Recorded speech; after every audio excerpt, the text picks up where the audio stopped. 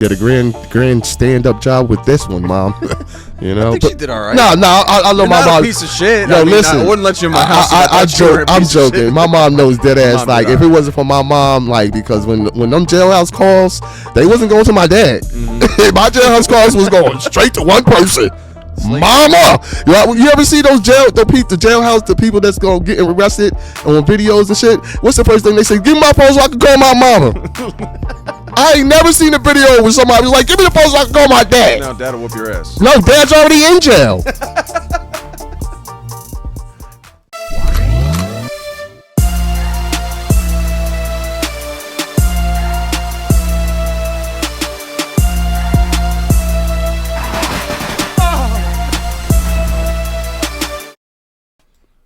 All right, welcome back, creeps. Little Sunday sit down. Danny Hicks in the house. What's up, bud? Yes, sir. What's going on, peoples? How y'all doing out there? Thanks for coming through the Arctic bullshit. Thanks for having me, God. It's like white people take so long to look at black people's application for podcasts. You've had several invites. Yo, that is true. Several. True, but I guess the timing just didn't work out. No, it's all good. I'm not Joe Rogan. I'm Jew Rogan. Well, I'm glad Joe Rogan accepted Danny Hicks tonight. Let's go, baby. Now, I wanted to tell you something supremely semi-racist and funny. You see right down there where it says title and how your last name is spelled wrong? I had to put 2 capital I's in your name because Twitch would not allow me to spell Hicks. Is it because it's so close to the other word? Are you allowed to say dicks? You can say anything, pretty much, as long as it's not overtly offensive. I think R words, F-bombs, I mean, you know, whatever. But you can't spell out Hicks. I actually think that it's actually fire with 2 I's. I think that's how I'm going to start spelling it from now on, because the regular 1 I wasn't doing me nothing for my life. 2 and big it's 2 I's. I think people are going to look twice. All right, man. Well, stand-up comedian from South Jersey area, right? Born and Camden, raised? New Jersey, stand up. All right, tell us a little bit about yourself, your journey, how long you been doing this, what's up? All right. Well, let's see. I've been doing comedy for like 13 years, 10 years, sporadically the last 3 years, consistently. Mm-hmm. A lot of ups and downs, highs and lows, all that. I started comedy at the Laugh House. That was the first time I ever did comedy. I think it was in like 2008, right before it closed down. I remember my first set. It was so bad that the bouncer put me in a full Nelson and dragged my stupid ass off stage. Yeah, that was so embarrassing because my mom and my dad was in the crowd, because my stepdad was in the crowd, because that was my first ever going on stage, and I wanted to, make your parents proud, your parents proud of your craft. So I was like, yo, come out, I'm about to do comedy, my first time, and they all came out dressed to the T. And I went on stage and showed my derriere. I mean, I showed my ass so bad. My family, after the show was over, they walked 10 paces ahead of me. And every time I tried to like shorten the distance, they kept walking faster and faster. It was embarrassing, bro. And after that 10 years, I was just like, you know what I'm saying, hustling, going to jail, out of jail, baby mom 2, moving to, I lived in Texas for a couple years. They got the purest cocaine I've ever witnessed, or I've ever experienced. Mm-hmm. Mm-hmm. But that was my journey in Texas. But I had to leave Texas because I was like, I think if I stayed in Texas, I would have became a full blown cocaine addict. And I seen myself going that road because I was stealing from my job at Arby's. I was stealing, yeah. Money. Roast beef? Oh, I was taking money out the cash register to make sure my night was fulfilled. Like slinging roast beef on the street. Oh no. You said you were a hustler. I don't know. I mean, there's side hustles all over the place. Nah, I was hustling back when I was in Jersey, but when I moved to Texas, I was working at Arby's because I was trying to get familiar with the area. But yeah, met some guys that partied on the weekend. I was like, I thought they Jersey partied. No, they Texas partied. Totally different. 2 totally different things. Okay, Jersey party is weed, liquor. Yeah. You know what I'm saying? Pills, whatever the fuck. Yeah, everything. I went to Texas. All of a sudden, I'm doing cocaine and having orgies with white women. You gotta love it. You gotta love it. I loved it. So I had to leave out of there because I was like, yeah, this is too fun. You ever have something that's too fun? That was too fun. Yes. Yeah. I understand that more than most. Yeah. So I had to got out of Texas. I think I stayed there for about a year. I left out of there, and then I came back to Jersey. and it was still like just a whirlwind of fuck ups. I was still, trying to figure out what my life was, what my purpose was. It was still fucking up, and I think it didn't really start coming together until I got out of the psych ward. Okay. I went to the psych ward. It was like 2018. 2000 something like a couple years ago. I went to the psych ward. Listen, let me tell people something, all right? Relationships, you don't have to be in one just because you with a girl, because that shit will drive you to the psych ward. Okay, I never thought I was gonna be a person to be in the psych ward. All right, well, you know what I mean? But no, this female was like, no, you taking your ass to psych ward because my coochie so good is gonna make you go to, and that's where my stupid ass went. I went to the psych ward, spent some time in there, and once I got to psych ward, I was homeless. And once you at the bottom of the barrel, that's kind of like your defining moment where you're, you know what I'm saying, what is that, your phoenix rising from the ashes type energy, because that's what happened. I was living on, after I got to psych ward, I've been there, living on the train for a little while. You lived on a train? I was living on a train. Yeah, I got out the psych. I had a train. Man, listen, I wish I had a friend. Okay. We were homeless at similar times. We could have been friends, my guy. Like, we could have done it. So, you know what I'm saying? Like, people relate to situations that are not the best, because my life is not glamorous at all. And I think that's why my comedy is so authentic and it's felt, because it's not pretty, and it's very harsh, but it's a story that's worth telling, because you ain't the only one. You're not the only one. Right. I just would never get into a relationship ever, because that girl had me tripping to the point where I went into a psych ward off of something that, you know what I mean, she was a cheater. You know what I mean, I just think that with technology, the floodgates of having options it's too much for relationships. So I just think that it's better. Let's just like, yo, we just cool. We cool. You know what I mean? Fair enough. But yeah, once I got at the psych ward, I was sleeping on the train for a little while. And then I went into a shelter. And then once, because when you got nothing and you have to rebuild yourself from ground zero, you start taking everything. You got to take shit serious. Yeah. And that's what happened. I got into the shelter, found this good ass job, been there for like almost 5 years. And then I started attacking comedy again. Once I got the job and it was a stable job and I was able to, fit the comedy into my schedule, I started attacking that shit. And for the last 3 years, I've been just, just hitting the mics up, doing the shows.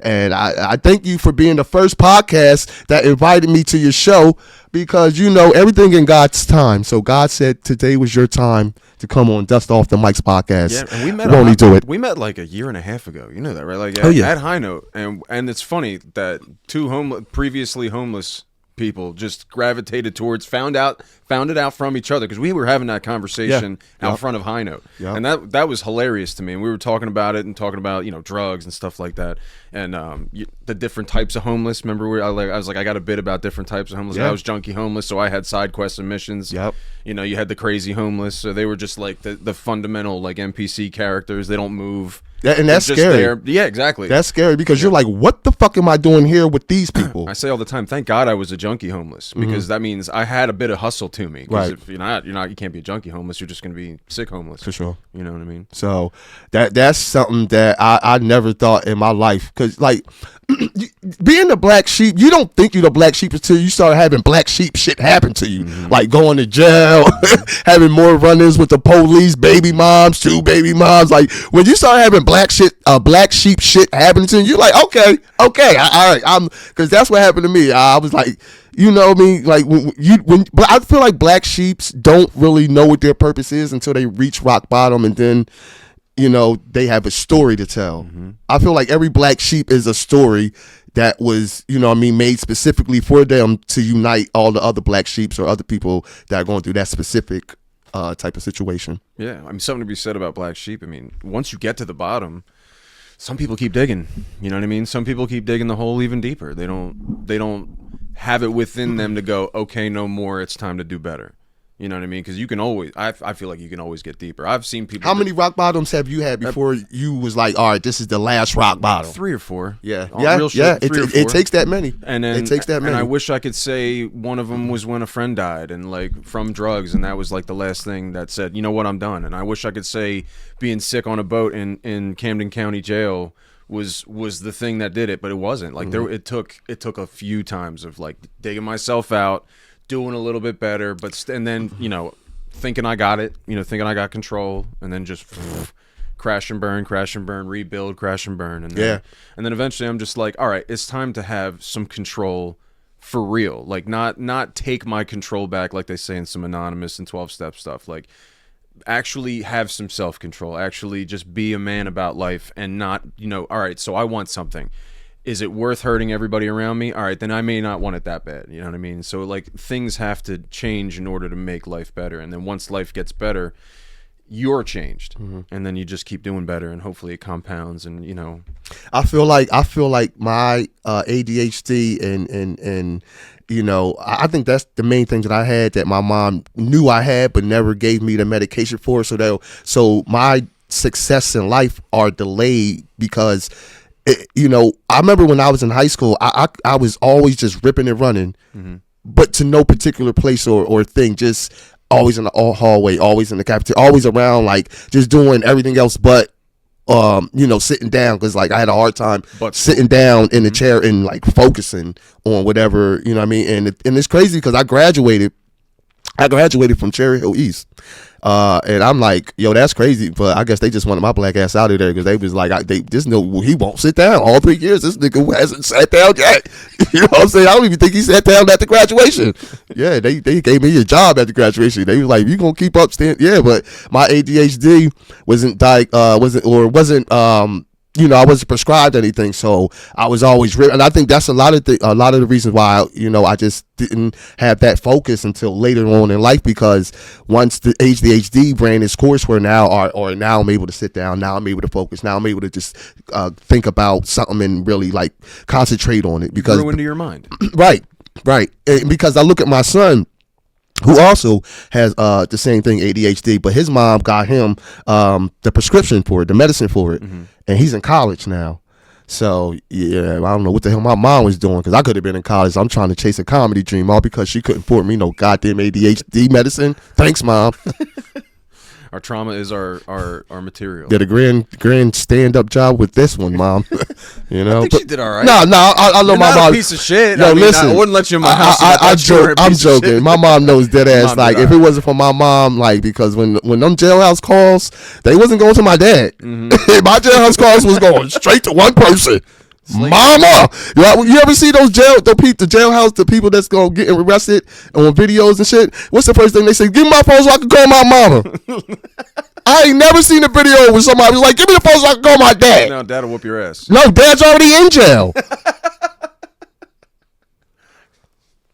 Fair point. Dad's already in jail. So I think my mom to the fullest, because I put her through madness. Like I like, you would never think that me would put a person through the stuff that I was, and it wasn't through like purpose. It was just because I couldn't control whatever was going on, where I couldn't focus and sit down and just like be normal.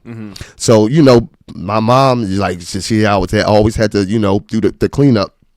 So that's why I think right now in this time in my life right now, I'm so happy that to show my mom that through all the bullshit that I was putting her through, the end game is being shown to her right now while she's still alive. Like, I knew that nigga was going to fucking sit down and eventually become something, because I was on the road to nothingness, dead ass. Like, I thought that sleeping on the train, I didn't know how I was going to come up from that. I mean, I had no phone, no wallet, no money, no friends.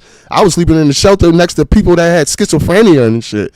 So I mean, it's hard to come back from a situation when you have no resources and no options except for God. Motherfucking D. Sorry I said that about that, God, but I put some respect on God's name, because I remember when you're homeless, you got a lot of free time, and I remember I went to the Ben Franklin Bridge, and I was walking up the bridge, and I just wanted to go to like the highest place to pray. And I was praying like so hard where I was crying, like just like, God. And the people that like do security and watch the Benjamin Franklin Bridge thought I was about to jump. Right. So they were slowly creeping up in that car. They got like a Benjamin Franklin bridge car that's small as fuck that. But yeah, and they came up. They was like, "Yo, you good?" And I was like, "Damn, I ugly cried so hard. I had security worried." But no, I was like, "Nah, I was just talking to God." I don't mean to laugh. No, but that's the reality of it. It was like sometimes you have to ugly cry so that way God knows you're serious. Because how many times have we prayed for stuff and we knew later on, we gonna go right back and do the same shit. You know what I'm saying? Because you didn't ugly cry yet. But God is like a God of merciless. Like he's like forever forgiving you because he knows you gonna fuck up. He knows that you asked him to stop drinking alcohol, but then tonight you about to go and drink some more alcohol. Right. So I think that until you ugly cry, that's when God don't really take you serious. And I think that once I ugly cry, things start happening. Things start falling in line for me. Hell yeah. Ugly cry. Ugly cry. Get your ugly cry on. Slay Cozy, welcome in, brother. Hey. This is the guy who's pretty much made it so this doesn't look like shit. Hey, this is the man. reason why I know how to twitch it up. This is a man's cave wholeheartedly. I feel like there should be a stripper coming out bringing us beer, but that's not in the budget. My wife will beat the fuck out of me in the stripper, and probably you, just because you're in the line of fire. But that's the vibes this is giving off as man caves go. This is very, very good, and I like it. And kudos for you for helping them put this together. I just wish we can get the heat on lockdown because it took like 4.5 hours to warm it up. As a black man, I'm saying I'm pretty comfy. All right, okay, because listen, I barely come outside during the winter weather. I don't play with that cold. I appreciate you risking for sure. Yeah, this is very black worthy right here. Oh, Slayer, I gave you a shout out on the WKY Jelly Radio thing. That was pretty fun. Did you go on that? No, the in between your butt crack thing that the station that gets up in that. The gas station that gets that. Yeah, no, I'm waiting for an invitation for that. I've been seeing. I'm gonna tell them to put you on. Please, thank you. I had a blast. You'd have some fun. Thank you. I appreciate all the people that be putting me on their shows, that be putting me into the podcast, because a lot of people be mentioning my name, but and things don't happen. And this is what I love about life. It's not your time. When things don't happen, when you think that it should happen, it's not your time. And you know what? God knows best, because I'm not ready for a lot of the shit that's coming my way. Like back in the day, I wouldn't have been ready for like some of the shit that I'm doing right now. Like, because you really have to be focused. You really got to be serious and dedicated if you want the craft to take you serious. If you take the craft serious, the craft is going to take you serious. So right. I think that, and like, behind the scenes, people be bringing my names up for shows and stuff, but and then I be thinking like, why aren't I doing more shows? And I be like, because it ain't your time, stupid. And I be like, yo, dead ass, because I'm just now starting to feel like comfortable and just confident in the way this comedy thing is going right now. And it's like, I think I did like 3 shows last year, and I was just happy with those 3 shows. Like, yes, you know what I'm saying? Because I love doing the open mics, but when somebody sees the time and the work that you're putting into these mics, and they recognize that and put you onto a show, I'll be like, yo, thank you, because God apparently felt I was ready for this. Because I feel like there's a lot of things coming my way that I wasn't ready for before, but I'm getting ready for it now. Yeah, I see you at the open mics, man. Like every time I'm at one, I see you at one. So and I know for a fact that if you do enough open mics, which is pretty much just the comedian's girlfriends, and maybe like 1 or 2 comedian friends, once you work on enough material in front of them, doing it at a show in front of civilians, it's just that much easier. Yeah. Like you're not even afraid of this random asshole in the front row. Yeah. Because you've been looking at Stephen Kane, like, you know, grilling you for 3 weeks now in a row. Yep. You know that people aren't as twisted. Normal civilians aren't as twisted. They're the most, like, civilians are, because they come out wanting to laugh. Yes. Comedians come out wanting to perfect the joke. Correct. So there's a difference of what both people are coming out to receive. Yeah. So, but every show I've done, I've always killed. Like, even with the open mics, I do good, but like for the shows, I do extraordinary, and I think that comes from just being comfortable in your own skin. Because I remember when I first started, all my jokes was fuck, because like I was scared to like just be I'm sounding retired right now. To be in, like, be who you are. It's hard. I don't know why that was so hard to say that. It was so hard for me to be who you are and just speak naturally, because like how I'm talking right now, I was scared to do that because you know when you first start, you're very uptight. Yes. You're very anal, and it's hard to just release and relax. And then when it doesn't sound like it did in your head, exactly, and like the people don't react the way you think it should in your head, like you immediately go into panic mode, so you double down. And then every pause is a fucking shit, shit, right? And then this fucking guy's fucking, you know what I mean? Yeah, and then right. I get it, right? And that makes people think, oh, this guy's retarded. He's in a special class, and they're giving him one of those special class slots. Because that was me, you know what I mean? And then once I started just like hitting on mics over and over and over, and just like looking, and I think the hardest thing is to look at the crowd and not get the feedback you expect from a joke and still going on with, the set. Because that not getting that feedback kind of like hurts in the inside. Like, damn, I thought they was gonna laugh at this part, right, but they didn't. But on the inside, nobody can feel that. Like, you just got kicked in your heart a little bit because that joke didn't work. But that the joke worked. This audience didn't receive it. Right. You ever do a joke on one crowd and it didn't work, and then that's why I love regular people comedy shows, because they come out ready to laugh. They drinking. They want to laugh. You hope. You know what I mean? People had a crappy ass week during the the week, and people are still married. People are getting cheated on. People are getting cheated on while being married, while getting cheated on. It's like, wow, what? There's a lot of cheating going on. Why? There should be just a whole thing. Instead of being married, you should just be getting cheated. We just gonna be getting cheated, because that's all people doing. That's all people doing. That's why I'm scared to get in relationships, bro. If you got a cell phone, nah, son. How's the relationship with yourself? You mean with me and God? It's lovely. Yeah, okay. Because every time I think that I want a relationship, I go and masturbate, and then I'll be like, what the hell was I thinking? What was I thinking? Stupid. I was gonna go spend money. I was gonna get ready, act all crazy, spend money on a lift, or drive around. You know what I'm saying? I'm good now. I'm gonna make some toaster strudel. This is when I realized that I didn't think that I was ever going to go back into a relationship, because the girl that put me into the psych ward, the whole situation was, we was together like 6-8 months. We was together every day. I had met her in 7-Eleven, got her number, whatever, and we was hanging out every day and shit. And then one day, the last day right before I went to the psych ward, we was driving, and she was looking at her phone, and she just says randomly, "Look at this nigga sleeping in the bed that I came all in." Now, I'm driving, and I'm like, you know when your brain hears something that's fucked up, but your brain has got to do that stupid thing. What you say? Bitch, you heard what? That's what she said. And when she said that shit, I was like, damn, I didn't know I was going to kill myself this way, because I was about to drive off a cliff, because I thought that's how cliff drive, like that's how what happens before you drive off a cliff. Somebody say some extraordinary fucked up shit, and the next move is, oh, for real? Swerve! And now we off a cliff, both dead, because you wanted to be funny and thought that saying some wild shit like that while I'm driving was appropriate. So, yeah, so that's what happened. So I didn't drive off a cliff, thank God, but I did kick her out the car on the highway and was like, bitch, call that nigga that sleeping in the bed that you came all in, tell him to come pick you up. Fuck you, bitch. And then after that, I just went on a binge. And I went on a binge, was drinking and doing whatever the fuck I do. And I was driving on the highway, and I looked down for 1 second, and by the time I looked up, I was crashing into a car that came to a complete stop. And my car swerved out and went into like the medium or whatever. And I got out of the car and just started walking on the highway, because I was like, what is life? I mean, fuck. Just life means nothing. I just tried to crash, and that didn't work. So let me walk on the highway to see if I can get hit by a car. And then eventually the police came, and they see me just walking all bloodied and shit, and I was like incoherent.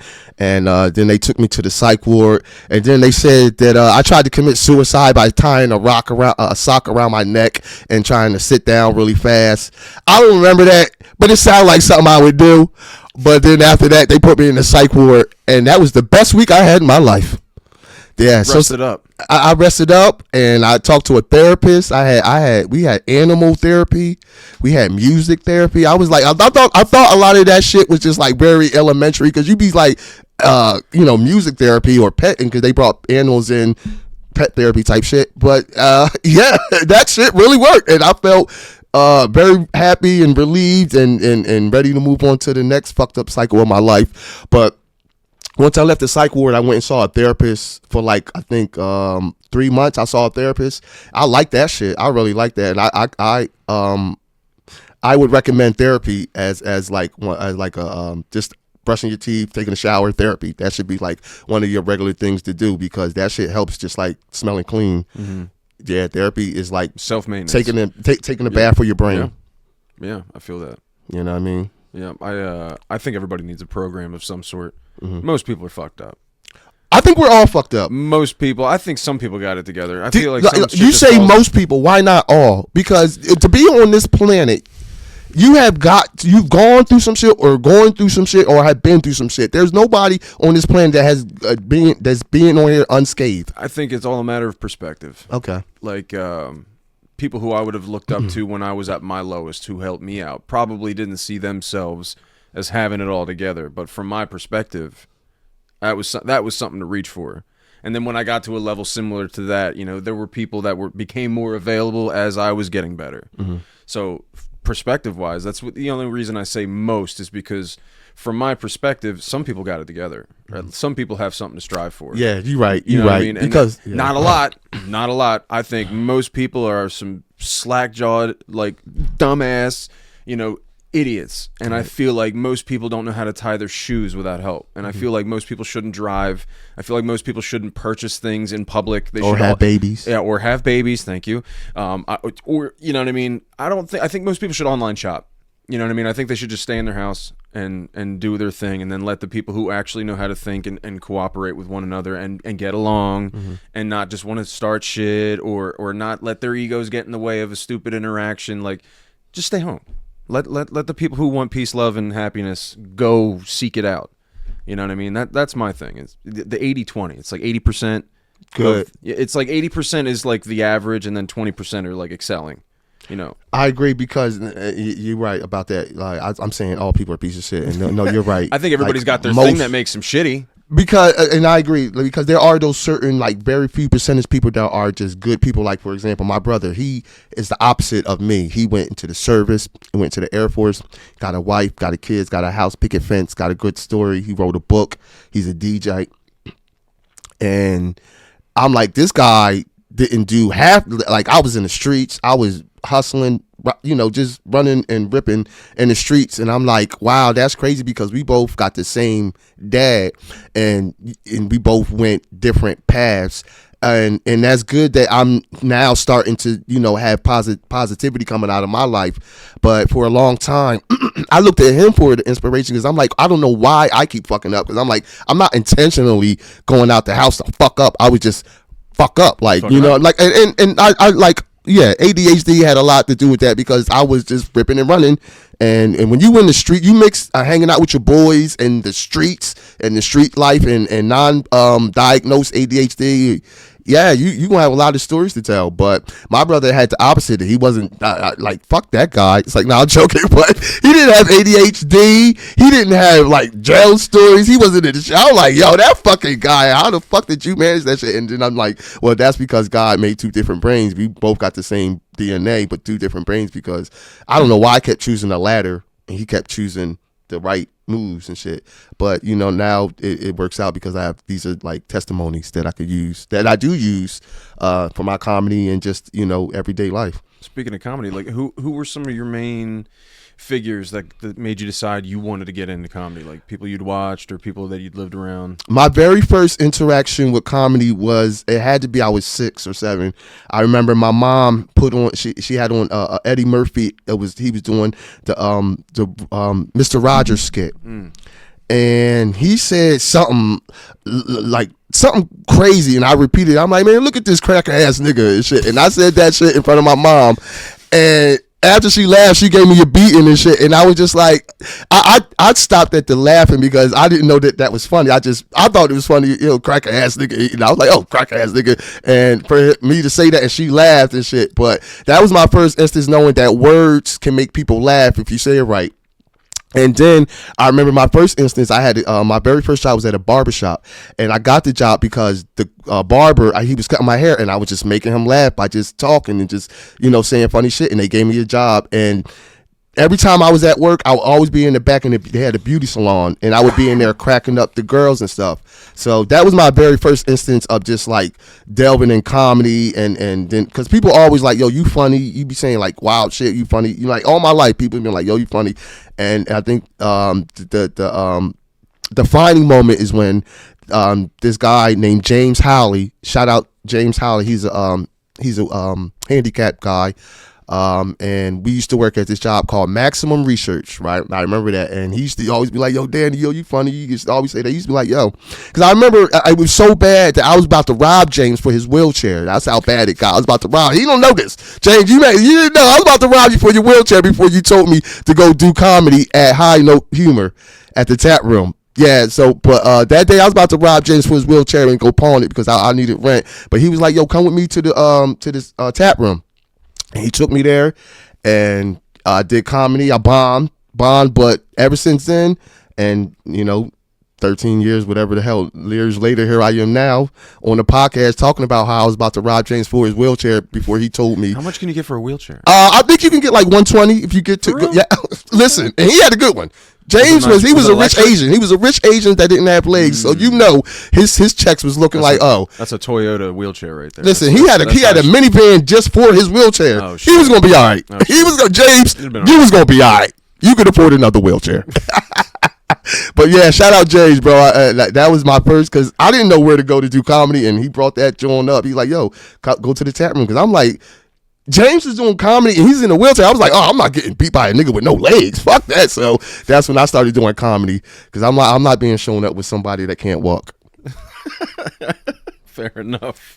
I love you, James. Yo, shout out, bro. That's the homie though. So what are some of your comedic aspirations? Do you plan on sticking with stand-up comedy and hoping to do specials? Do you plan on doing any type of like sketch comedy? I'm balls to the wall with this comedy, John, because I'm finally feeling purposeful. I'm finally feeling like every day when I get up, and if I'm doing comedy, I'm feeling so fucking fulfilled that, like, on my days I'm not doing comedy, I'm thinking about, damn, I can't wait for the next comedy day, because I know I'm like late in the game, but I feel like with the traction that I'm going right now and the consistency that I'm going right now, everything's going to fall in place like it should be. And I don't think that if this would have happened earlier, I would have been ready for it. Right. It's the timing thing you were talking about. It wasn't your time. Exactly. It wasn't my time, but I think that now that God seen me ugly cry, and he's seen the consistency and the dedication and the passion that I have of wanting to get better and just, make this something that's worthwhile, that my family can be like,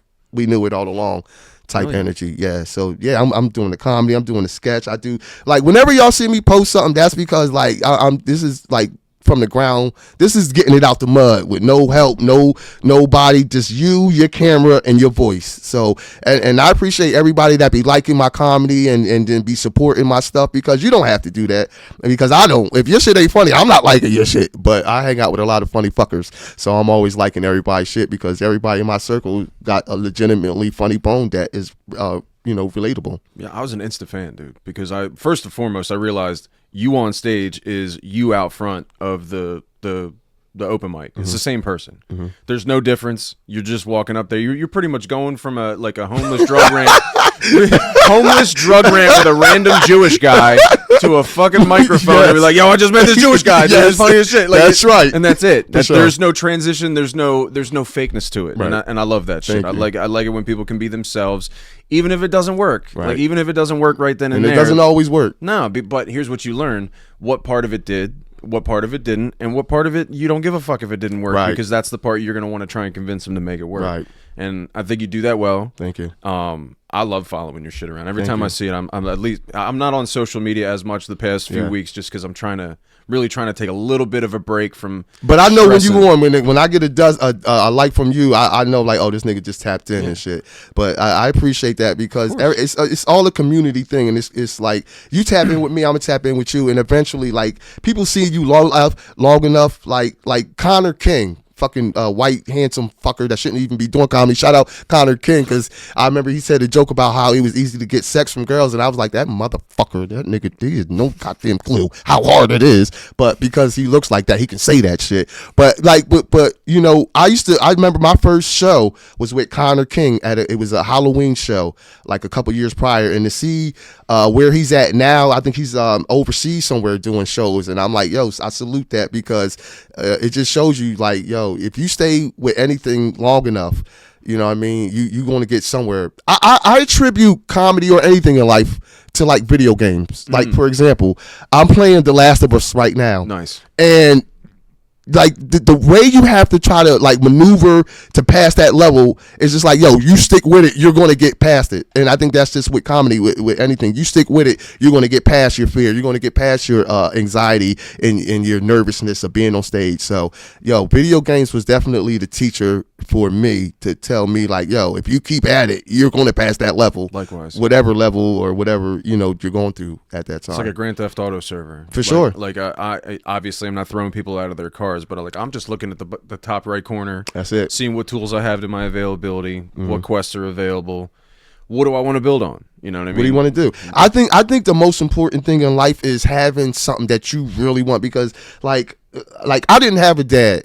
You know, I mean, I had a dad, but I didn't have a dad to show me like shit, right? So when you are in this life and you're kind of like mapless, because I think that's what a lot of people that don't grow up with a dad are. They're like mapless, so they're trying to figure out a journey or a way to go without no type of assistance or help from an older party telling them like, oh well, I did this. So I think that's why it's so important for me to be in my son's life, to show him like, listen, I might be like not the most financially stable, like I'm broke, but I have, you know, money to, you know, do things, but I'm not like rich or, you know, what's the word? Comfortable.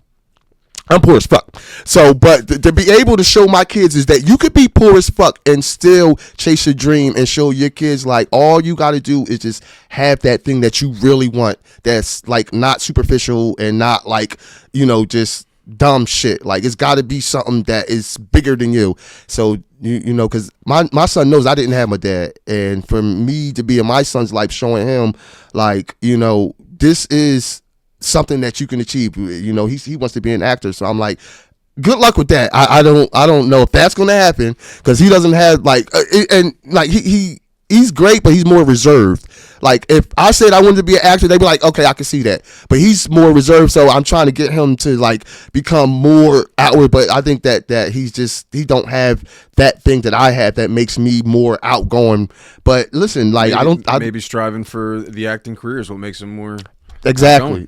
So I never shoot any of his dreams down. Yeah, exactly. You maybe he strives for what you have, that sociability about you. You know, you go up to and talk to anybody about anything at any time mentality. My daughter is exactly like me. My daughter is, and I'll be like, and that blows my mind, because I'll be like, as boys, you would think your son is gonna come out just like you, and he's like the total opposite. But my daughter is just like me. She's quick witted. She's, you know, funny, intelligent, and she just like don't take no shit from people that just be trying to deliver shit. She don't accept it, and I'm like, yo, that's just like me. Like, but. Yeah, I think it's very important to have like some type of roadmap for your kids, to show them they don't have to do what you do, but just show them all the things that you did that they may not want to do. Like I went to jail. My son's never been to jail. He's winning. That guy's winning. You already won the battle. And how old are your kids? My son's 19 and my daughter's 14. Okay. What's up, Michaela? What's up, Maxwell? Shout out both my kids. They never gave me no trouble. You know what I'm saying? Love my kids to death. And, you know what I mean? Now your dad's on the podcast. Big up. Boom. You know what I'm saying? We out here. Hey, you want to do a new segment? Let's do it. Because I've been trying to figure out a couple of cool ways to get people to talk about themselves. So I came up with it. Well, my wife came up with the spinny wheel. Shout out to his wife for coming up with new segments. You know what I'm saying? We like anything with spinning wheels. I think spinning rims. I think you can kind of see it from. I can see it. You can see it from right there. So tapped in. We have several options here. We have use a new bit, do an impression, tell us a story, tell us a stupid fact that you either know or about yourself.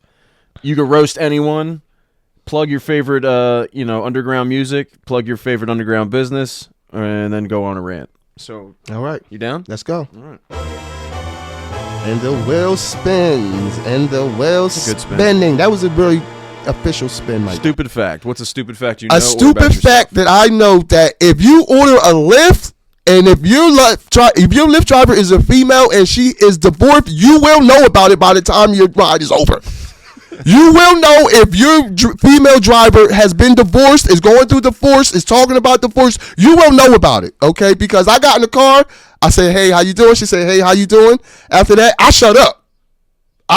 But she was like, I'm divorced. Here's the story. I'm like, okay, all right. And that's the thing. So the stupid fact is if you order Lyft and your Lyft driver is female, 9 times out of 10 she's divorced and you're going to know about it. And that should let you know that you might be able to hit your Lyft driver. You ever try to holler at your Lyft driver? What do you mean holler at your Lyft driver? Talk to your Lyft driver. Like, get her number. Try to crack. No, I'm married, man. Well, not you, but like for the regular person, like I don't like messing with divorced women because like I don't know, but like if you get in a car and you find out that your Lyft driver was divorced, that's like she's basically trying to get you to holler at her. Yo, dead ass, because why are you telling me this stuff? Like, listen, I'm trying to get to the fucking dispensary so I can go cop my weed, and you telling me that you want to get cracked. All right, fine. 2 birds, 1 stone type shit. Right? Let me go get this weed, and then we can go to your crib. I dead ass think that. So that's why, but don't be a creep. Don't be creeps because now they got the option where the Lyft driver can make sure that they only get female passengers. You want to know why? They have the option of only getting female drivers, no guys, no dudes. You want to know why? Because dudes are weird. Dudes be messing it up for the regular dudes. We're weird as fuck. And I'll be seeing these videos. I'm like, yo, you can tell people that don't get no cheeks. You can tell people that don't get no coochie. Okay, because they be doing the weirdest shit, bro. Like, why are you doing weird shit? Why? Because you horny. And you can't get no girlfriend to you're all backed up. You backed up, and now you making it weird for a regular person that's just minding her business and shit. You jerking off in front of her at the train station, my boy.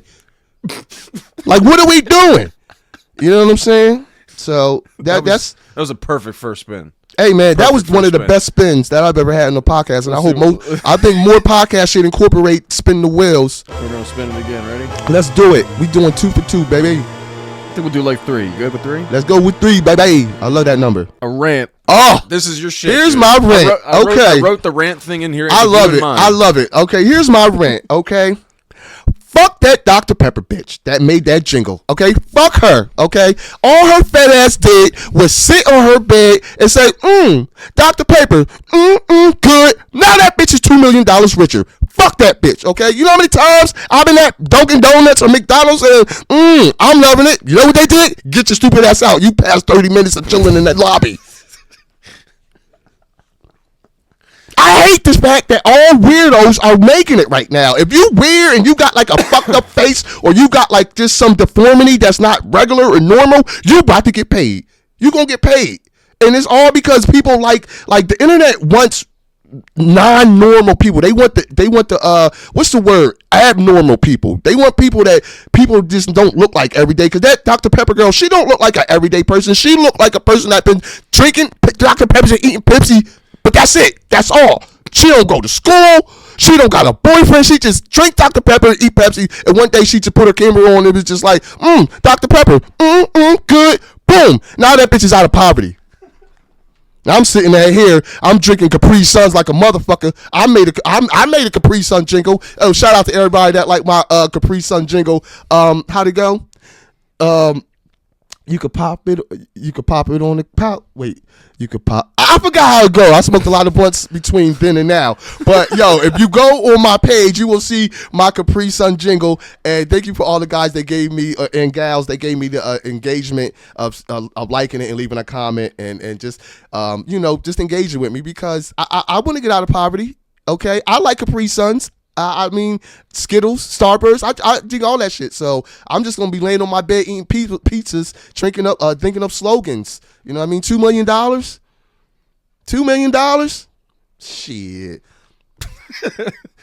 That's my rant, bro. Like that ass, bro. Like this world is about to be full of abnormal people that's more richer than your broke ass, and you look good as hell. I know people that look good is like, how am I still broke, bitch? Because you look normal. You look too normal to be rich. If you look good, that's why you having a hard time. Screw yourself up a bit. Just like have an ear folded over. Chop your ear off, okay, and plaster that shit right on your forehead. I promise you're going to go viral, and somebody going to offer you like a Q-tip deal. That's how the world works, bro. This shit is not normal. This world is not working in normality. No, we want the irregular, most obscene, abnormal shit that we can get our hands on. Why? Because that gets the clicks. The normals aren't getting. Also pretty desensitized as a people. For sure. You got to understand, when we were younger, dude, like you didn't see people getting run over by cars. Maybe once a year if you found the right website and your mom wasn't on the phone so you could use the dial-up. But like now, like I know which pages to go to find the most grotesque, crazy, bloody, murderous, racist, crazy, anti-Semitic shit. Like I know where to find it. Is that in your FYP? No, no. Okay. It's just whatever Twitter is. You be on Twitter? I mean, a little. Okay. A little. It mostly if I just feel like getting my heart rate up. Yeah, because that's all it's for. That's all it's for. That's all it's for. It's just for inciting anxiety and aggression. People that like to read words and get angry reading words, because you got to read to be on Twitter. You can't just like, that's not like Instagram where it's like a dumb people's book. Yeah. Like Instagram is for people that can't read. But they the picture book people. But in the Twitter, that's for people that write sentences, can understand vocabulary and shit like that. Mm-hmm. I don't like it. Okay, too many goddamn words and people trying to be mathematicians and scientists online. Like, nah, son. It's not, and I'm not no dumb by far. I'm very intelligent, but like there's certain things when I want to relax and not have to think too hard, I'm not going to Twitter. But you're saying like normal people don't make it, and it's because people don't want normal. They want the fucking wildness. Like you said, desensitized. The scraped from the bottom, the fringe craziness shit that makes them go like, I want to go fight somebody at a mall. Like, let's go. Like you said, because every day all we do is scroll for today's adventure, today's topic, today's bullshit. I try just to put stuff online. I just try to put shit on it. I try not to consume too much of it. Really? I really do. Like if I'm on my phone, it's on YouTube and I'm trying to watch something that's like 20 minutes or longer. Okay. I can't. If I flick through it, I'm at 17 different emotions. Does your heart rate go up? It does. It does. Like I'm a very emotionally sensitive person. Like I'm not trying to get angry on purpose. Sure. I don't need help. To get angry. I don't need help getting angry. It's look easy at your bill. Look at your bill. You don't need help to get angry. What do you mean, my bill? Any bill that's coming in your mail. Oh yeah, no. And you open it, automatic anger. Yep. I'm glad most of them only come once a month. So yeah, that's why. But like I would smoke and go online, and then I realized my high's not lasting that long. Whenever I go and I'm scrolling. But you want to know when it does last long? When I'm playing The Last of Us on my PS4. Video games. Best way to get high. Because that scrolling shit and then the different things that's like entering your brain is taken away from your high, because your high is there to relax and fucking make you calm, but all the crazy shit that you're seeing is fucking taking the dosage away, and before you know, 13 minutes later, you're sober. But with video games, now your hand-eye coordination's on point. Next time you smoke, hand me that pack of cigarettes. Oh shit! Like I have superpowers now. I can't. I can't tell you you're how more sociable because you play online. Exactly. Yo, it's like the best thing next to masturbation after you think you want a relationship, because you play the video game. How long ago was this relationship? 2018. Okay. 2018. Okay. That was the time. Listen, I'm scarred from that. I never thought that I would be in the psych ward, and the reason. I feel you. I think once those things start happening, you really got to start paying attention closer to your life, because the shit's happening, and it's not happening by accident. It's happening because that's supposed to happen, and you're supposed to learn from it to apply it to your future self going forward and getting better. You know and you got to have happy third places. You know what I mean? Like you have work. You have home, and then you have happy third places. Like you got open mics. Right. You know, I would hope like a lot of the places you go is just is to enjoy yourself. You know, you have friends to hang out with. You got people you can call. Oh, I have all that, but I'm a loner. I'm like 95% of the time I'm alone. After I get off work, I'll go right to my castle, and I'm alone unless there's a mic. But like you said, like you have those the third place. You need those three places: home, work, and the comedy. And a lot of people, I think, don't have a third thing, and that's why they're so upset and frustrated and upset with life, because all they have is that work, home. The third thing is shit. Their third thing is, their or third going thing to a is bar. fucking angry. You know what I mean? Their third thing is just like, oh, I only go into chat rooms and yell at people that don't agree with me. You know what I mean? Like that's their third thing. You're wasting energy on a chat room. People do it all day. You want to know why? Because they don't have the ability to go out and be social. Yeah.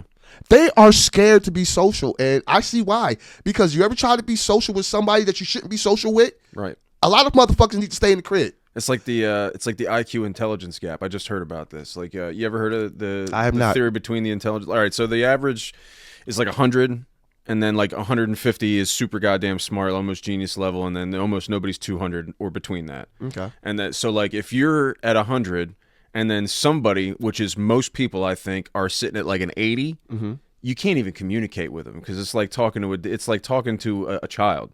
And if they're at a 50, which is it's not unheard of, it's not impossible. There are 50s driving, merging in traffic right as we speak right now. Right. That's like talking to a dog. You know what I mean? So it's like if you are at a certain perception of intelligence, I don't mean like book smarts or education or anything like that. Just common sense just conversations. Common sense, exactly. Right. Just common sense, overall spiritual common sense. You know, I'm not trying to be a douche. But I'm also here to look out for myself and not get taken advantage of. You know. Do you spend a lot of time talking to just like regular people throughout the course of your day? Like how many every day? Because you sell shit. Yeah. Now how is that affecting your psyche? Because I know that's gotta like be bad if you're like, because I feel like your blood pressure and your stress level is always at all times high. Great question. Almost no civilian has ever asked me that, and I say civilian in the means of sales, not comedy. Not comedy. For sure. It is hardening. It is toughening. Because there are many, if not most cases, where the stigma of a salesman has cost people really good deals just because the trust isn't there. Mm-hmm. You know, the stereotype of a salesman, you know, people are always thinking like the angle is to fuck somebody when in all reality, I'm just here to try and pay my bills and feed my children. I'm not saying anything that's a lie. I'm not doing anything wrong. That becomes a little bit, unnerving at times, but getting told no constantly, dealing with people and solving actual problems in order to get something that they want, that feels good. Mm-hmm. Making a deal feels good because it means two parties agreed and a solution was made. That means there was a conflict, the want and the need, right? And then the need to fill that need, which is the conflict, and then the resolution, a solution. So there's always like, but not always. Sometimes people say no. And then that, it's like bombing at an open mic or bombing at a show. It hurts. Yeah. But it's hardening, and I'm not going to stop. Right. I'm on to the next. You know what I mean? And I get that every day. I would imagine, because especially with cars, which is more a more expensive item to even purchase. Mm-hmm. So to have somebody call you and be like, "Hey, we just got such and such in. Heard you were looking for one," and their first thing is, you caught me at the wrong time. I just paid my mortgage or whatever the fuck, and now, but you have to come back. Well, listen, we got a great finance, So I would think that takes a lot more out of you having to do that consistently every day, where it's kind of hard for you to have like a reserve of comedy to go tell jokes, because they didn't tap into your reserve trying to get that sale so you can make commission so you can pay your bills. It's a means to an end, but it's got to be very frustrating. It is, but at the same time, I wouldn't have it any other way. We were talking about this at the Mile a week or two ago. Commission sales is not hourly wage, meaning like if I go into my job and I don't do fucking anything, I make no money. Right. But if I go in there and I grind my ass off and I earn my living, I could make thousands. Some people go in and they clock in, and no matter what they do, no matter how hard they work, they make that amount for the day. Just that amount for the day. That amount. That's it. That's your hourly wage. You sign your time away for that cost. Me, if I'm going to be there, I'm making the most of it. I'm looking for opportunities. I'm good at what I do. So like I'm maximizing every opportunity. Mm-hmm. And if you paid me $20 an hour to do that, I'd be like, fuck this.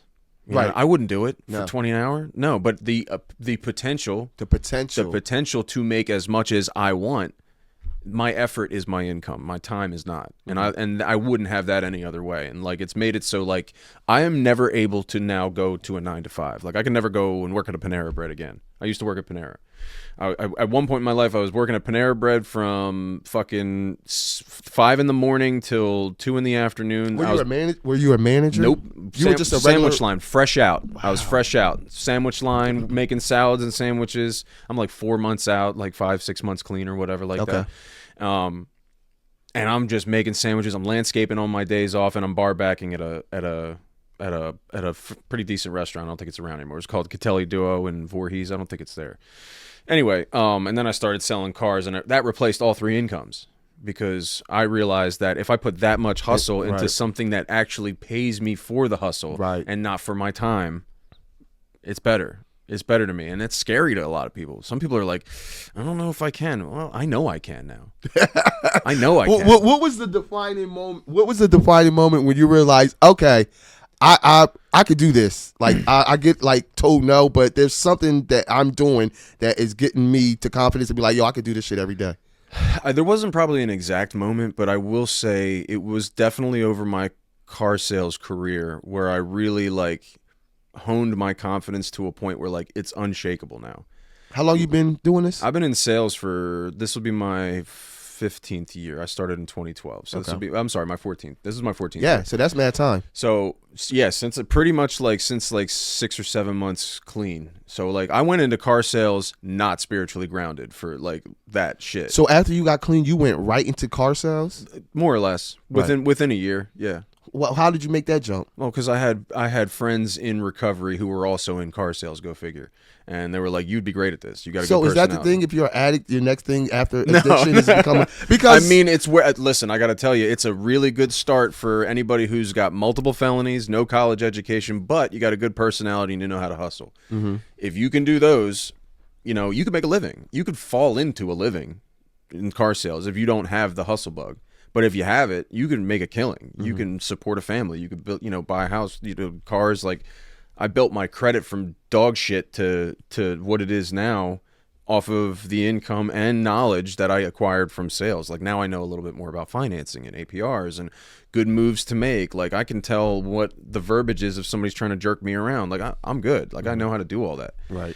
And it was over that career where I was like, the first couple years is it's like your first couple times fucking. Like you just know what you want. You just want to come. As long as you come, you say I'm a salesman. Let's go. But as long as you shake the hand, I'm a salesman. But eventually you get good at fucking. You start learning right pickup lines. You start hearing all the excuses not to buy, and you start picking up ways on how to be like, well, yeah, I understand that reason, but if in actuality you could blah blah blah blah blah. Mm-hmm. It's called clearing objections. Like I've heard so many reasons not to buy that I've come up with almost every answer. I've had people say that because they want that reason not to buy. I can't buy today because I got to go pray on it. Here, give me your hands. We'll pray together. Come on. Let's go. Who are we praying to? I'm not loyal. Allah, Jesus, who we praying to? Buddha, all of them. We're going to pray to all of them so you can get this deal. But just like open mics or crowd work or anything like that, eventually you're going to come across a scenario that you didn't have before, which is rare for me now in sales, but comedy, it's still happening. Like there's those random encounters. Like I've had people heckle and I wasn't on point with the reaction, and it kind of seemed like I didn't win the exchange. Right. It happens. But eventually you go through, you do your reps, just like with open mics, you do your reps with sales, just like with that. I feel like I'm still staying fresh while I'm at work. I'm the next person is going to be completely random. It's going to be totally different than the couple that was here before. They could be black, they could be white, Asian, they could be old, they could be young. Doesn't matter. I don't know. So you have like a universal pitch or universal saying? Nope. No? I am. So everybody gets their own custom. Everybody gets me. Get you. Okay. Everybody gets me. So which one is easier, the ones coming in the doors or the ones that you cold call? The ones I call and set an appointment for, they're like warm. They're like they're warmed up. They know who to ask for. The people who just walk in, they're like blank slate for the most part. Like I would say the majority of it is just like they don't know what's going on. But yeah, everybody's different. So just like every crowd's different. So sometimes you but it's always me. As long as it's always me, it's maybe this version of me. Like right. I'm not. The version I give to you is not going to be the same version I give to an old white Jewish couple. It's not the same. It's not the same version. I'm not going to be telling them about being homeless and fucking being a junk. You know what I'm saying? I'm not going to. That's not how I break the ice with them. But other ways. But it's always you. It's always me. It's always you. Always. And like the authenticness of who you are gets transmitted to each customer. And with both sales and with comedy, every time I've tried to be something that I'm not, I've fucked it up. Completely. Every time I've tried to, exaggerate a story too far beyond the truth, right? I fuck up because people like they feel you. Yeah, they feel it. Yeah, they feel you don't believe it. but that's the funny part is the truth is funny enough in my eyes. For sure. Yeah. Like, you don't have to ad lib. You don't have to sprinkle in like non-truths. And that's why I think that the comedy thing is just dope for me, because for one, it's free. Mm-hmm. Okay. Therapy's cheap. If it costs to do comedy, I probably would have been a plumber. Okay. But comedy is free. And I am a fucking fan for free shit. Okay. I will go anywhere if it's free. But the fact that it's free and you get to go and just talk and be around like-minded people, mm-hmm. and then eventually, explore, tap into your talent, and then, flourish, and then start, really just having like a purpose. And I think that's, whether it's selling cars or perfecting the joke, I think the end game is, do you feel purposeful? Do you feel like that mattered? Because I think this matters, like doctors saving patients. We motherfucker get people through the week. We get people through the day. When we post shit, we, just a ha-ha. Because that person was medicine. It is, because people be killing people for like blinking wrong. This person breathes too loud. I don't like the way she farts. Like, I don't know. The world is just always on edge for everything. Yep.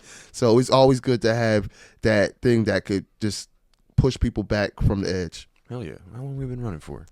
You don't got nowhere to be, do you? No. I did my laundry today. Let me tell you something about laundry. I'm going to spin again, but I got to hear this. The best is because the week coming up, you got clean drawers, clean socks, clean shirts. Everything's clean. Do you have the laundry day underwear that tells you it's time? Yeah, like my last one. The last, I think I'm still wearing them. But that last one, I think this was the one that I wore like 16 weeks ago, and then like 16, all right, now I got to do laundry because it's been 16 weeks later. But do you think that there should be a number of underwear that guys should have, like 30 pair? I have a shit ton of underwear. That's a good number. But what I do is I have a pair specifically. First of all, they're gray. Wait. They're gray. First of all, wait. They're gray. No Diddy. Are all your drawers gray? No. Just one Just this particular pair.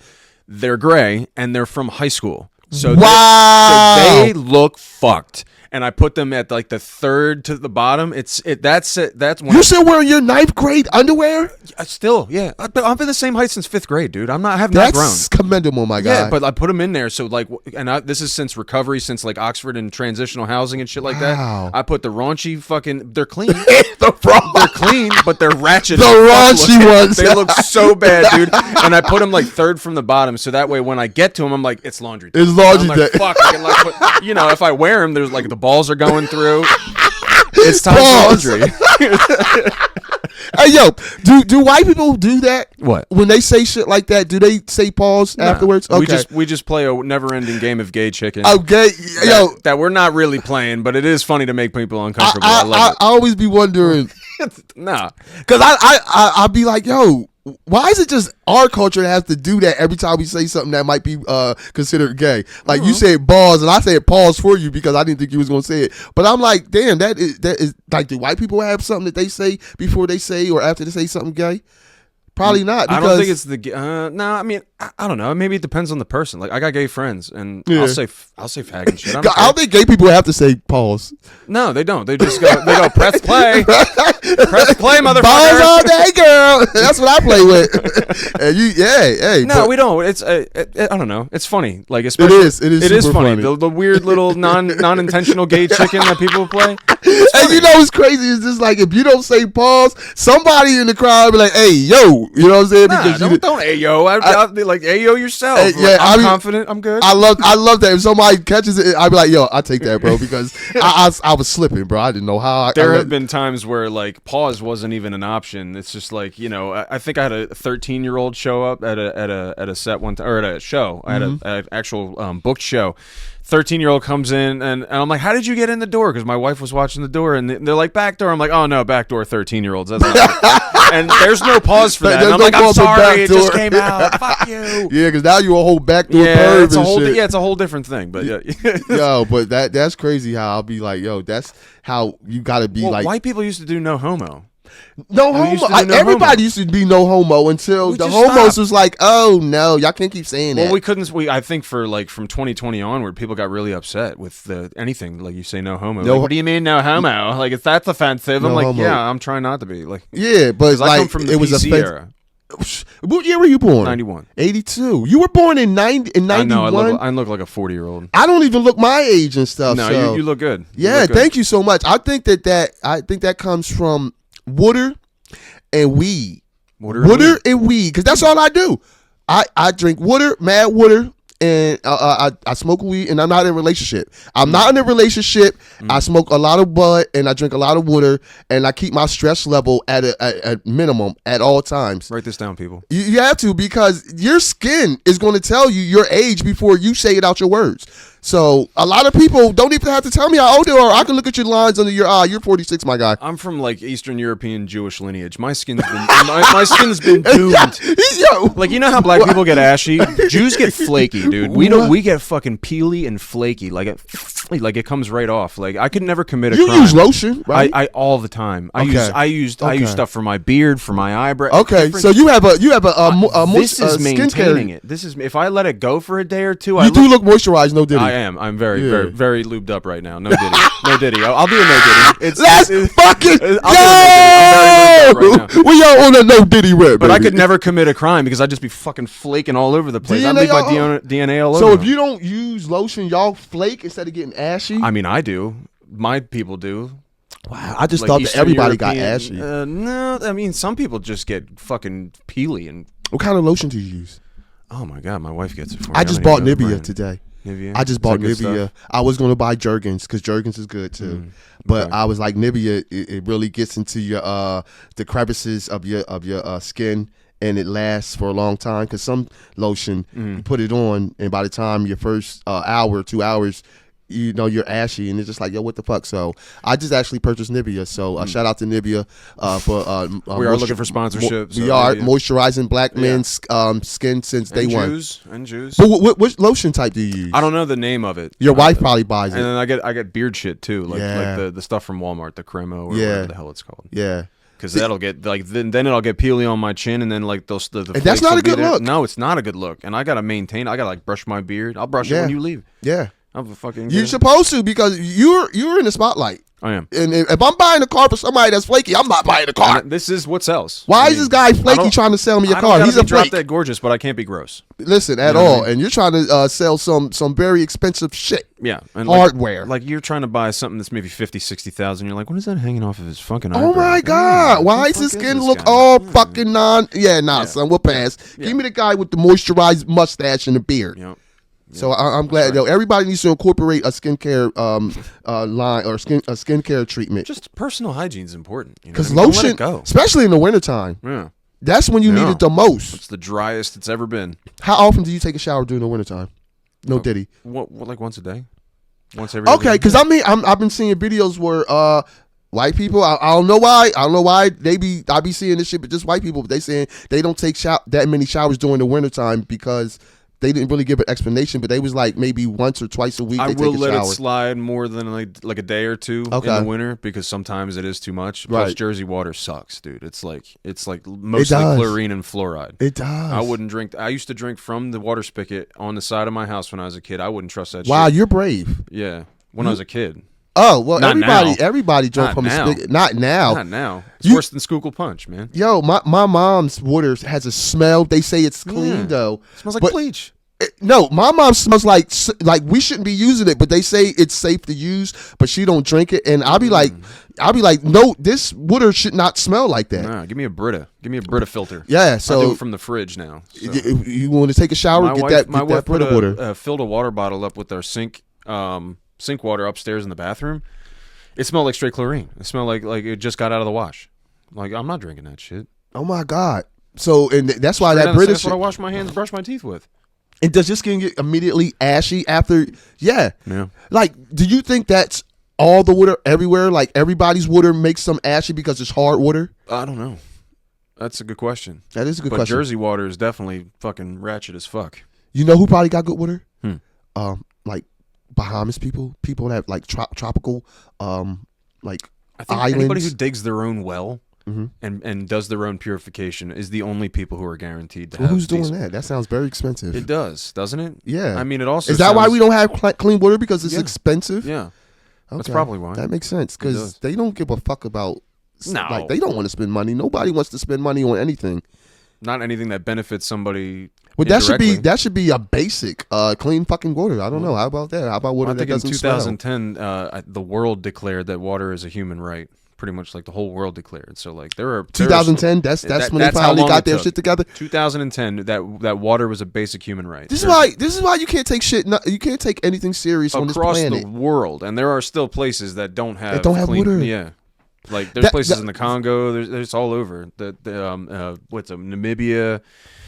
Wherever Mr. Beast is at, making the water, that's bringing the water to them African areas, the African countries, and I'm just like, yo, that's how sad the world is because this guy's a fucking YouTuber, streamer, and he's out there doing like universal shit, like the world nation, more shit. than the governments of More those than countries. Yeah, way more. that's why everything is a fucking joke. Like, like when somebody dies, seconds later you'll go online and you'll see somebody make a joke about it or make a meme that's funny, and I'll just be like, yo, we're so desensitized about serious shit that everything's a fucking joke, and I can't wait till that meteorite doesn't miss this planet. I really can't wait. You were crossing your fingers for that 3i Atlas, and because I just feel like the good people, we're never going to get our just due. We're never going to be as successful as the non-normals. I don't believe that. I I believe we're gonna get our chance. The good Really? people. Yeah, I believe we got it. I believe in the Star Trek future. And what's that? It's just we make somebody comes up with warp drive in the middle of probably a giant conflict. Some alien race observes us utilize warp drive and makes contact and says, "You don't need to do all this. Here's a bunch of replicators that make food and technology with no resources whatsoever, and everything's solved." And then our jobs become non-financial but self-seeking knowledge type society. That sounds so. That's Star Trek, dope. dude. That's Star Trek.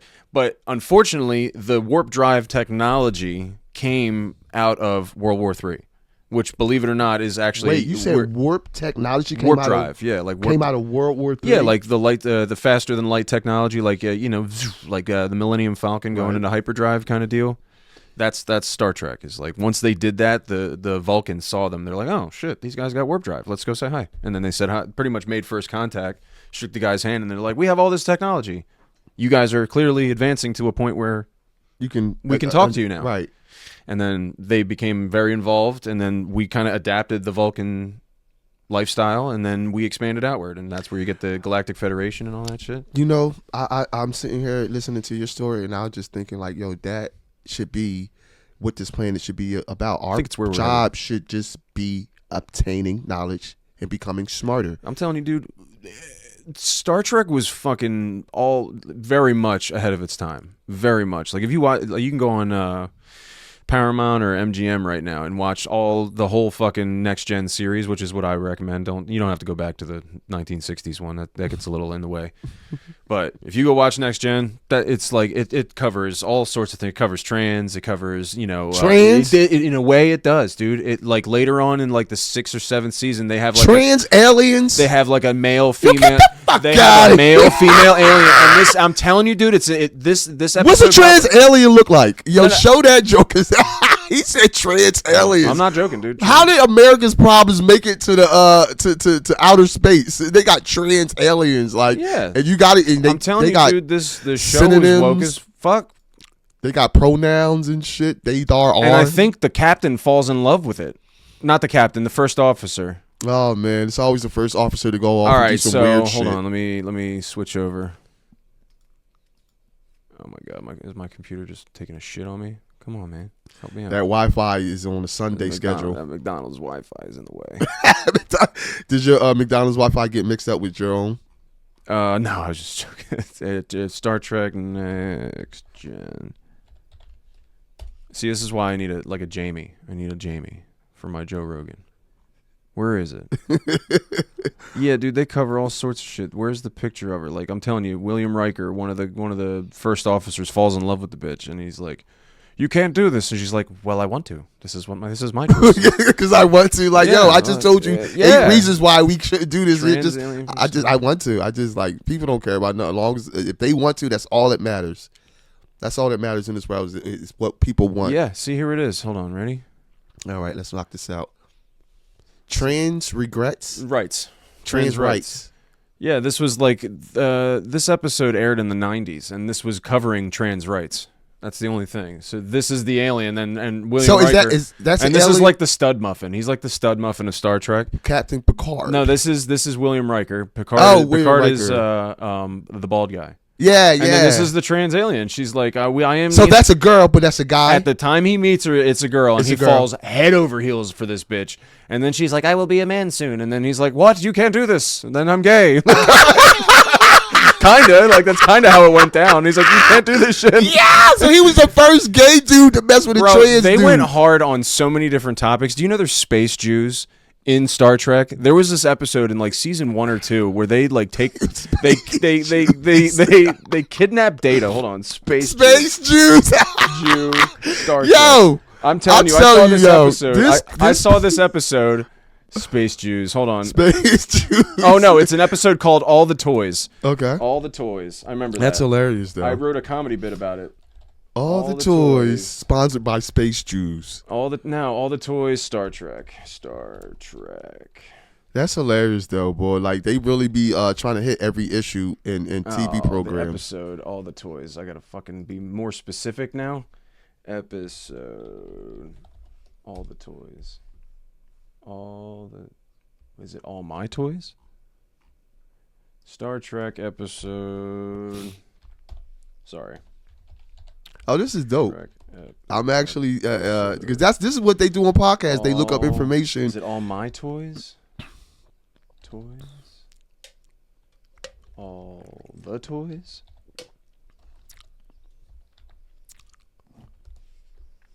I'm telling you, dude, there's a fucking episode called All the Toys. Maybe since I fucking roasted it last time. This guy literally had a rat's nose and he had a yarmulke on his head. And he kidnapped Data, which is this fucking android that's on the ship.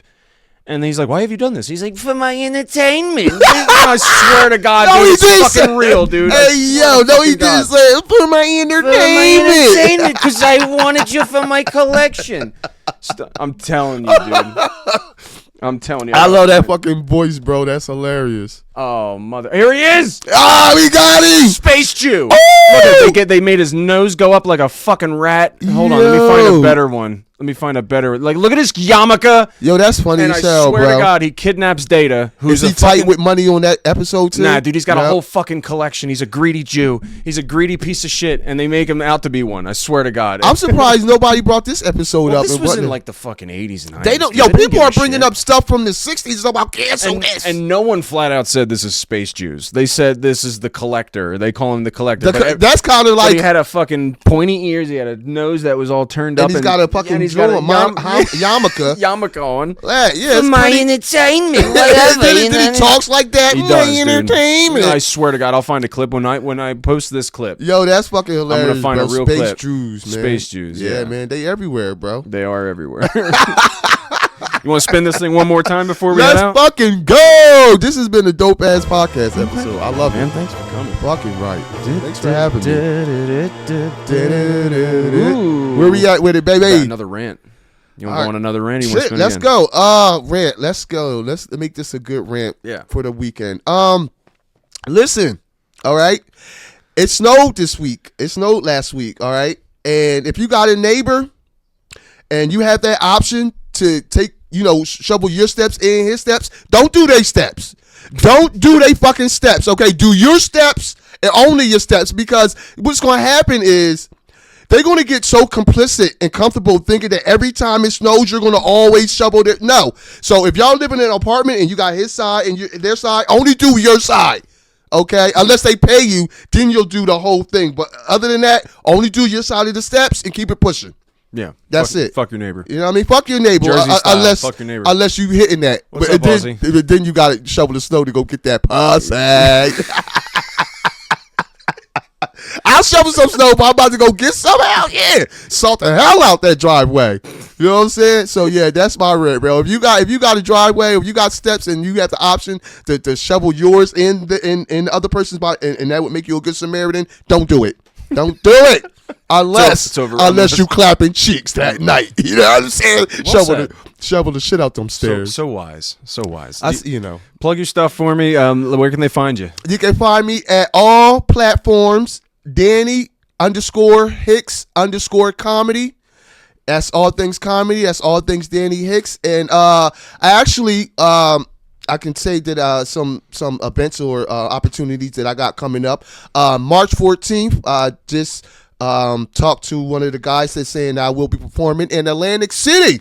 Yes, this will be my first Atlantic City show. I'm thinking it's at the Tropicana because I've been seeing a lot of other comics are also performing at this same spot, and it's by the same guy that I'm talking to because he left a message saying he's looking for comedians, and I sent him a couple of my clips, and he wrote me back and no said, dates yet though. March 14th. Oh, March 14th. There you go. March 14th, I will be performing in Atlantic City for my first time ever. I'm very excited about that. So I want all my friends and families to lock that date in if you can. If you can't, don't trip. I'll be performing at another time. But for this one right here, you got time. It's only February 1st, so you got like more than a month away to, schedule some time off. Or you probably won't need the time off, but I probably might want to stay down there for the weekend because it's AC, baby. Things get real diabolical. How do they get the tickets?